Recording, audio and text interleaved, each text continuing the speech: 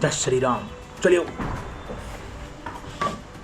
दोस्तों, मैं जस्ट अभी अपने ऑफिस से आया हूँ एंड अभी टाइम हो रहे हैं 3:50। जो कल टाइम पे आया था आज उसी सेम टाइम पर आया हूँ। तो इसी के साथ करते हैं इस डे 7 को भी and all about day 7। Thank you so much for watching. अगर आपको अच्छा लगी वीडियो तो प्लीज़ लाइक कर देना, शेयर कर देना, कमेंट कर देना। So keep pushing, keep doing and never give up.